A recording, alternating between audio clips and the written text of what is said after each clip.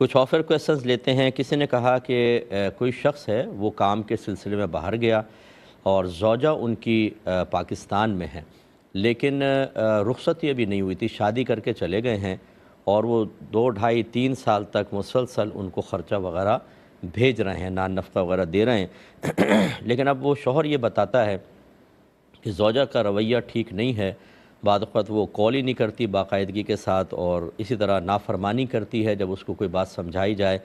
اور اسی طریقے سے بعض اوقات وہ جیسے ایک دفعہ آنے لگا تو زوجہ نے منع کر دیا کہ یہاں پر نہ آؤ ابھی، اور تو وہ بیچارہ شوہر پریشان ہے۔ تو اب وہ کہتا ہے کہ ایسی صورتحال میں کیا بیوی کا نان نفقہ مجھ پر واجب ہے یا نہیں ہے؟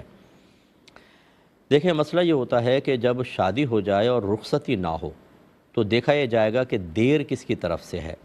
اگر تو لڑکی والوں کی طرف سے دیر ہے، مثلا لڑکے والے کہتے ہیں کہ بھئی لڑکی کو آپ رخصت کریں، وہ کہتے ہیں بھی ابھی 2 3 سال بچی کے جیسے پڑھائی چل رہی ہوتی ہے، تو ایسی صورت میں یاد رکھیں شوہر پر نان نفقہ واجب نہیں ہوتا، لیکن واجب نہیں ہوتا۔ اگر دینا چاہے وہ احساناً تو بہت اچھی بات ہے، لیکن اگر نہ دے تو بالکل گناہگار نہیں ہوگا، کیونکہ جب تک عورت کی طرف سے اپنے شوہر کے لیے حبس نہ پایا جائے، ہا با سین کا لفظ استعمال ہوتا ہے، حبس۔ حبس میں مطلب اپنے آپ کو شوہر کے لیے روک لینا، کہیں نہ جانا بلکہ شوہر کے لیے روکنا، جب یہ چیز پائی جاتی ہے تو پھر نان نفقہ لازم ہوتا ہے۔ جبکہ یہاں لڑکی والوں کی طرف سے دیر ہے تو حبس نہیں پایا گیا، لہٰذا نان نفقے کی مستحقہ نہیں ہوگی۔ لیکن اگر دیر شوہر کی طرف سے ہے، وہ کہتا ہے کہ بھئی میری ڈیوٹی کا مسئلہ ہے، دیگر چیزیں ہیں،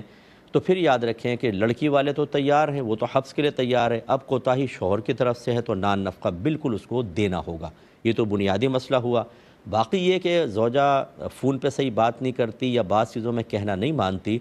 اگر تو شوہر کی طرف سے رخصتی میں کوتاہی ہے تو حبس جب پایا گیا تو ان چیزوں کی وجہ سے نان نفقہ ساقط نہیں ہوگا، معاف نہیں ہوگا، شوہر کو نان نفقہ دینا چاہیے۔ اور اگر زوجہ کی طرف سے کچھ شکایات ہیں تو اپنے بڑوں سے دائرۂ ادب میں رہ کر کہیں کہ وہ بچی کو سمجھائیں، اور کیا مجبوری ہے کیا نہیں، وہ بچی کا موقف تو میرے سامنے نہیں ہے، تو ایسی صورت میں بہرحال نان نفقہ دینا ہوگا، اور اس کو سمجھانے کے لیے پیار محبت سے یا بڑوں کو درمیان میں ڈال کر مسئلے کو حل کیا جائے۔ کسی نے پوچھا ہے کہ جیسا کہ حدیث کا مضمون ہے